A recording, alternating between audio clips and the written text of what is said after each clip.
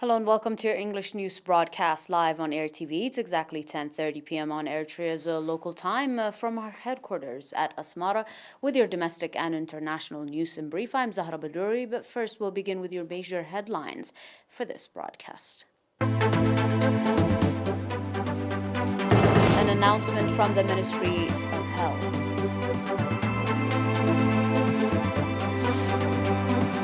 Asmara Teachers Training College graduates 248 students and more.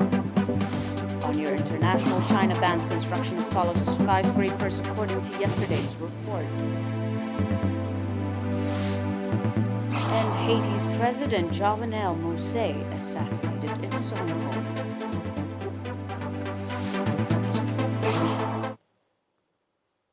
Welcome to your domestic in brief. 18 patients have been diagnosed positive for COVID-19 in tests carried out today at quarantine centers in the central region. Sadly, 87-year-old patient in the central region has passed away due to the pandemic. The total number of confirmed cases in the country to date has accordingly risen to 6,242. The total number of recovered patients to date stands at 5,808, while the number of deaths has increased to 28. Ministry of Health, Asmara, 8 July 2021.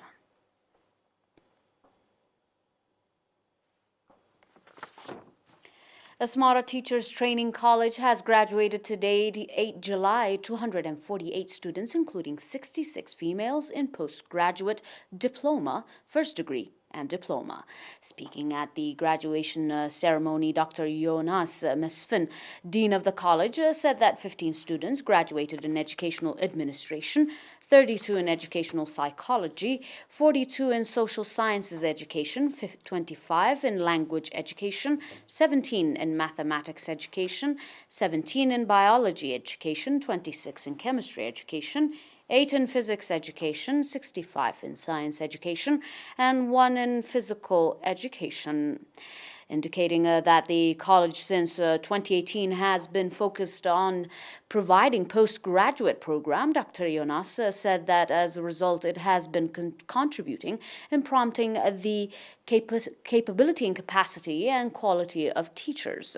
Dr. Jonas also called on the graduates to play due part in the development of the teaching and learning process with the knowledge and skill they have gained during their stay within the college, pointing out that the teaching process and profession is the foundation of all skills and knowledge. The graduates expressed conviction to live up to expectations. Asmara Teachers Training College has been part of My Nafhi Institute of Technology and has moved to its present location in 2018 and so far has graduated about 800 students.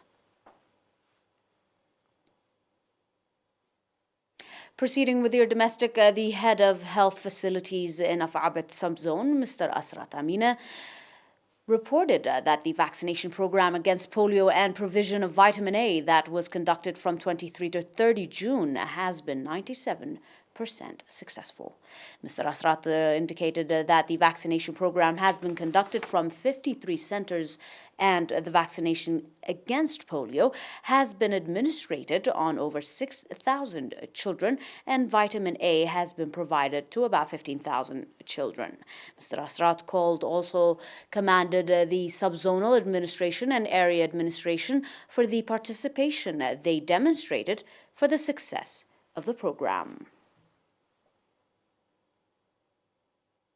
Mr. Muhammad Ali Ibrahim, head of the Ministry of Education branch in Gashbark region, said that significant achievement has been registered in effort to expand educational opportunity within the region. Mr. Muhammad Ali indicated that the number of schools that was 60 in pre-independence has currently increased to 546, and that has created educational opportunity to a large number of school-aged children. Mr. Muhammad Ali further said that the elementary and junior schools have been put in place in all administrative areas 21 high schools, and 446 adult education centers, and that the number of students that was less than 12,700 in the year 1991 to 1992 academic year has presently surpassed over 152,000. As a result of the sustainable effort conducted in cooperation with the Ministry of Education, the public and stakeholders to develop the quality of education and supply of educational facilities, encouraging outcome is being registered in the development of the teaching and learning process. Mr. Muhammad Ali also called for reinforced community participation in the effort to provide equitable educational opportunity to all in avoiding harmful practices that are having negative impact in the teaching and learning process.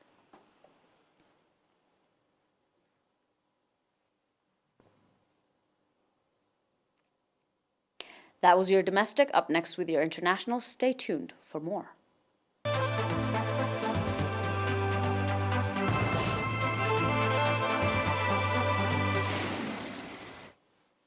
And on your global report, according to yesterday's reports, China is prohibiting construction of the tallest skyscrapers to ensure safety following mounting concerns over the quality of some projects. The outright ban covers buildings that are taller than 500 meters, the National Development and Reform Commission said in a notice on Tuesday, July the 6th. The local authorities will also need to strictly limit the building of towers that are more than 250 meters tall. The top economic planners cite quality problems and safety hazards in some development stemming from losing oversight. The 72-story CEG Plaza in Shenzhen was closed in May for checks following experts of unexplained wobbling, feeding concerns about the stability of one of the technology hub's tallest building. Construction of buildings exceeding 100 meters should strictly match the scale of the city where there will be located, along with its fire rescue capability, the Commission reported. The authorities imposed an in-principle ban on new buildings taller than 500 meters last year. There are only 10 towers in the world exceeding the height, and 5 of them are in mainland China, according to Council on Tall Buildings and Urban Habitat. The 5 buildings are in Shanghai Tower, 632 meters, Ping An International Finance Center in Shenzhen, 599 meters, CTF Finance Center in Guangzhou, 530 meters, Tianjin CTF Finance Center, 530 meters, and the CITIC Tower in Beijing, 528 meters. The world's largest building, however, is Burj Khalifa in Dubai, standing at 828 meters.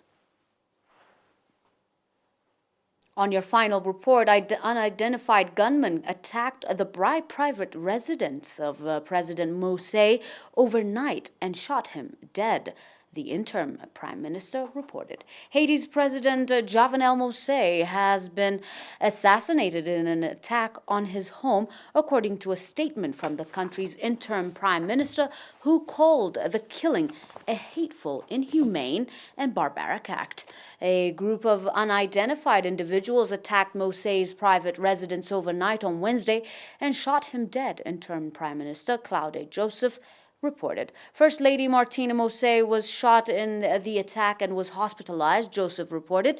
Her condition was not immediately clear, he says, and in quotation, the country's security situation is under the control of the National Police of Haiti and the Armed Forces of Haiti, unquote, Joseph said. Democracy, again in quotation, and the Republic will win, his reports say. Haiti, the poorest country in Americas, was already in a precious political situation before the assassinations, having grown increasingly unsustainable and disgruntled under Moïse's murder. Moïse, who was 53, ruled by decree for more than 2 years after the country failed to hold elections and the opposition demanded his resignation in recent months. In the early hours of Wednesday, the streets were largely empty in the Caribbean nation's capital of Port-au-Prince, but some people ransacked businesses in one area. After the attack, gunshots could be heard throughout the capital. Joseph reported that police have been deployed to the National Place and Plaza and the upscale community of Potawville and will be sent to other areas. Dear viewers, that is all for now with your domestic and international news in brief. But before we end, these were your major headlines in review.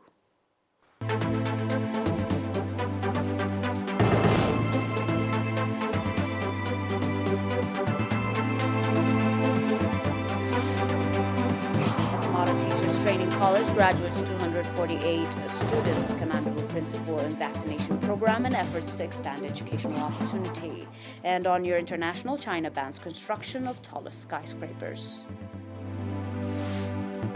And finally, Haiti President Jovenel Moïse assassinated in his home. That is all for now. Enjoy the rest of our programs. Have a nice one.